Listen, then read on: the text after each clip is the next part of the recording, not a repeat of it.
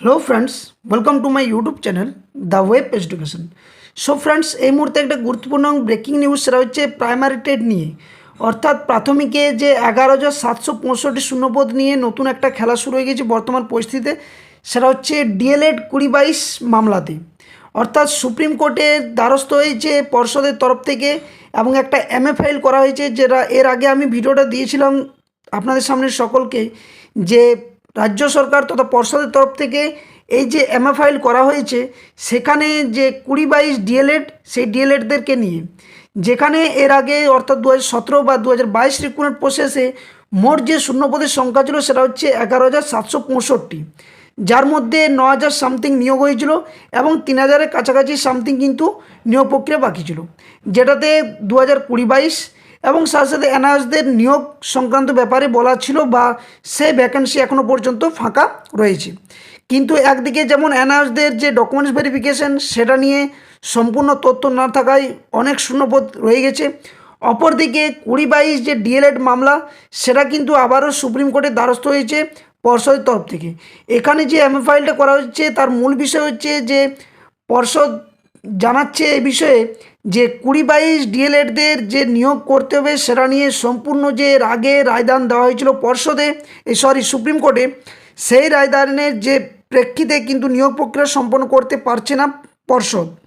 তো কি ঘটেছে এই এমএ ফাইলের বিষয়ে, মামলার বর্তমান পরিস্থিতি কি রয়েছে, পর্ষদের নতুন আবেদনের কারণটাই বা কী হলো, চাকরি প্রার্থীদের ভবিষ্যৎ কী এই 2022 ডিএলএডদের, তার সম্পূর্ণ তথ্য আপনার সামনে তুলে ধরবো একদম বাংলাতে, যা যা ঘটতে চলেছে এবং পরবর্তীতে কী হতে চলেছে তার বিষয়ে।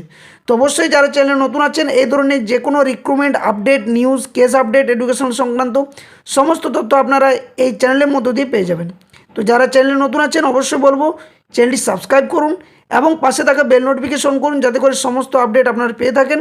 এবং ভিডিওটি বলবো শেষ পর্যন্ত দেখুন, এই ধরনের কেস আপডেট একদম অথেন্টিকভাবে সঠিক সময়ে আপনাদের সামনে শেয়ার করা হয়, কোনোভাবেই ভুলভ্রান্তি এই যে নিয়োগ সংক্রান্ত যে নোটিশ বা কেস সংক্রান্ত যে বিষয়ে আপলোড করা হয় তা একদম অথেন্টিকভাবে আপনারা পেয়ে যাবেন।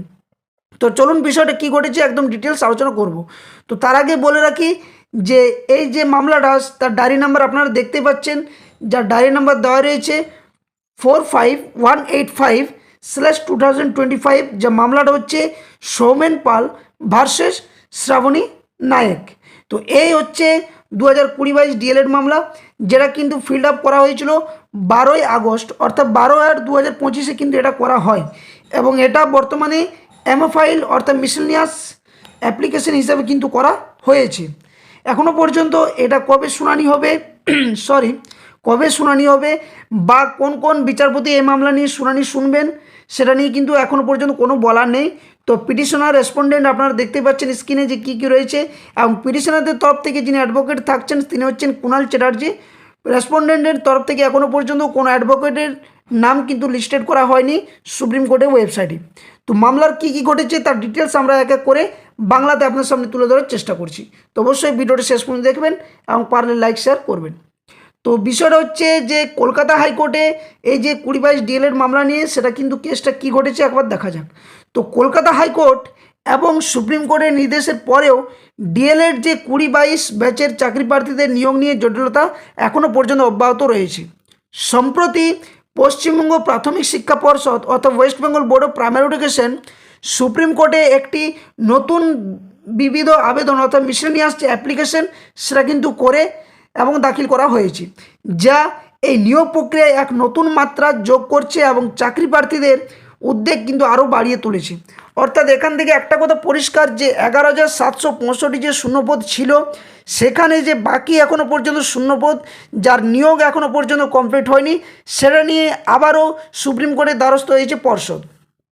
এই আবেদনের মূল উদ্দেশ্য হলো 2022 সালের নিয়োগ প্রক্রিয়ায় অবশিষ্ট যে 11,765 শূন্যপদের মধ্যে যে বাকি রয়েছে বা পুনর্বিন্যাস বা পুনরুদ্ধারের জন্য আদালতের নির্দেশনা চাওয়া। অর্থাৎ আদালতের কাছে এই জন্যই এমএম ফাইলটা করা হয় যে কাদের নিয়োগ প্রক্রিয়া দেওয়া হবে, কতজনকে দেওয়া হবে, এই বিষয়ে একটা সম্পূর্ণ তথ্য জানার জন্য এমএম ফাইলটা করা হয়। তো এখানে আমরা যে বিষয়গুলো আলোচনা করব যে মামলার বর্তমান পরিস্থিতি কী রয়েছে, পর্ষদের নতুন আবেদনের কারণ কী এবং চাকরি প্রার্থীদের ভবিষ্যতেই বা কী হতে চলেছে।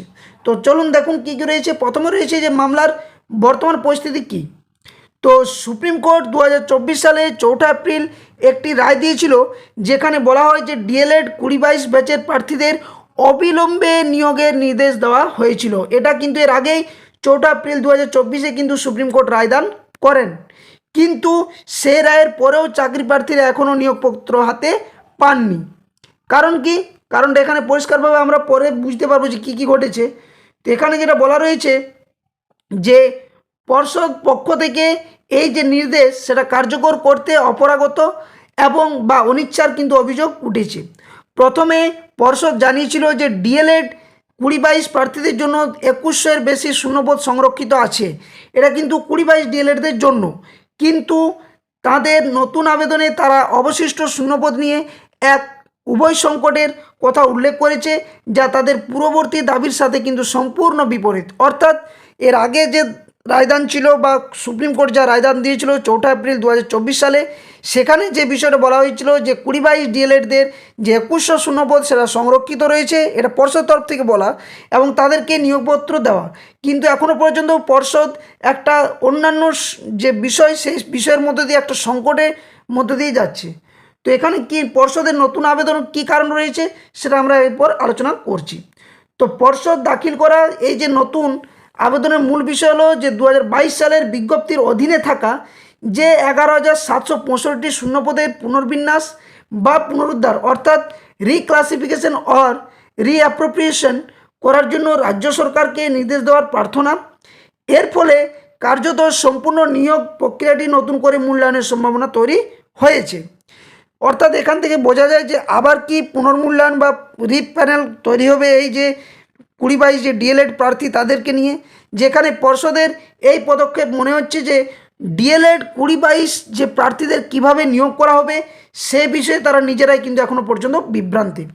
অর্থাৎ এর আগের রায়দান সুপ্রিম কোর্টে যে দেওয়া হয় তার ভিত্তিতে এখনও পর্যন্ত পর্ষদ বিভ্রান্তর মধ্য দিয়ে রয়েছে, যেখানে 2022-দের জন্য 2100টা শূন্যপদ রাখা হয়েছিল, সেই নিয়োগ প্রক্রিয়া করতে পর্ষদ এখন হিমশিম। অর্থাৎ কি করা যায় সেটা নিয়ে এখনও পর্যন্ত পর্ষদ বুঝে উঠতে পারেননি।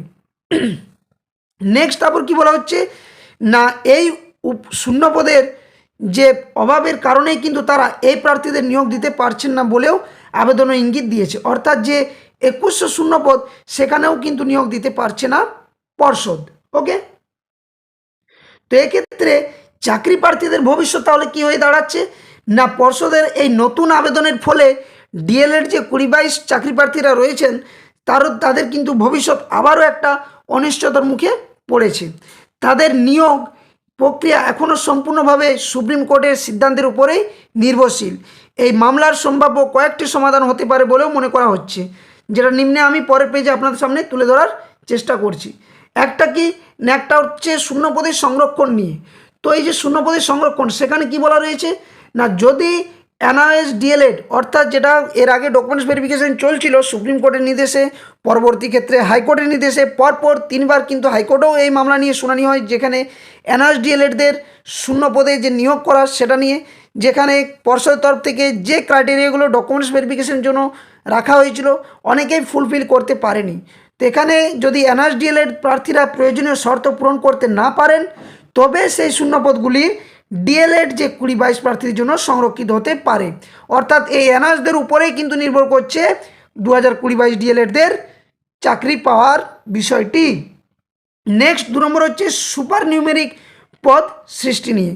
তো সুপ্রিম কোর্ট প্রয়োজন মনে করলে রাজ্য সরকারকে সুপার নিউমেরি বা অতিরিক্ত পদ তৈরি করে এই প্রার্থীদের নিয়োগের নির্দেশও দিতে পারে। অর্থাৎ এটাও একটা কিন্তু ভালো দিক যদি সুপ্রিম কোর্ট এই নির্দেশ দেন যে প্রয়োজনে সরকার তথা পর্ষদ সুপার নিউমেরি পোস্ট তৈরি করে বা অতিরিক্ত পদ তৈরি করে তাদেরকে নিয়োগ দিতে পারে। দুটো ক্ষেত্রে 2022 ডিএলএড মামলার চাকরি নিশ্চিত হতে পারে। একটা হচ্ছে এনআরএসদের যদি ডকুমেন্টস ভেরিফিকেশনে ফুলফিল করে তাদের শূন্যপদ যদি ফাঁকা থেকে যায় বা না করতে পারে, তাহলে যদি ফাঁকা থেকে যায় সেক্ষেত্রে থেকে নিয়োগ, অথবা সুপার নিউমেরি যে পোস্ট সেই পোস্ট যদি সুপ্রিম কোর্টের তরফ থেকে বলা হয় বা যে সরকারকে তথা পর্ষদকে যদি এই অনুমতি দেওয়া হয় তাহলে কিন্তু এটা হতে পারে বা তাদের নিয়োগ সম্পন্ন হতে পারে, নতুবা কিন্তু এখনও পর্যন্ত অনিশ্চিত। তো তো আপাতত সকল চাকরি প্রার্থী এবং শিক্ষামহল সুপ্রিম কোর্টের পরবর্তী যে শুনানির দিকে সেদিকে তাকিয়ে রয়েছে। শীর্ষ আদালত কী সিদ্ধান্ত নেবে তার সিদ্ধান্তের নির্ধারণ করবে এই ডিএলএড 2022 ব্যাচের হাজার হাজার চাকরি প্রার্থীদের ভবিষ্যৎ। তো এই হচ্ছে মামলার মূল বিষয়, যেখানে পর্ষদ একটা এমএ ফাইল করে পর্ষদ যেখানে জানতে চাইছে যে এই শূন্যপদে কাদের নিয়োগ করা হবে। যেহেতু শূন্যপদ যথেষ্ট পরিমাণে নেই, 2020-22 ডিএলএডদের মামলার ক্ষেত্রে বোঝা যাচ্ছে যে অ্যানার্সরা যদি এক্ষেত্রে যদি তাদের যে ডকুমেন্টস ভেরিফিকেশান ক্ষেত্রে যদি তাদের শূন্যপদ ফুলফিল না হয় তাহলে নিয়োগ হবে, নতুবা সুপ্রিম কোর্ট যদি সুপার নিউমেরি পোস্ট বা অতিরিক্ত পদ যদি ঘোষণা বা আদেশ দেন রাজ্যকে বা পর্ষদকে যে নিয়োগ করতে হবে তাহলেই কিন্তু তাদের নিয়োগ হবে, নতুবা কিন্তু এখনও পর্যন্ত 2022 ডিএলএড ব্যাচের যে নিয়োগ যে 2022 রিক্রুটমেন্টে সেটা কিন্তু এখনও অন্ধকারের মধ্য দিয়ে যাচ্ছে। তো এই ছিল সমস্ত আপডেটটা আপনাদের সামনে তুলে ধরলাম। যদি ভিডিওটি ভালো লেগে থাকে অবশ্যই ভিডিওটি লাইক করবেন, বাকিদের সাথে শেয়ার করবেন, আর যারা চ্যানেলে নতুন দেখছেন, নতুন ভিউয়ার্স রয়েছেন, অবশ্যই চ্যানেলটি সাবস্ক্রাইব করে পাশে থাকা বেল নোটিফিকেশন অন করবেন। ধন্যবাদ, জয় হিন্দ, সকলে সুস্থ থাকুন, ভালো থাকুন। আবার কোনো একটা ভিডিও নিয়ে আপনার সামনে হাজির হব যথাসময়ে। ততক্ষণের জন্য ধন্যবাদ।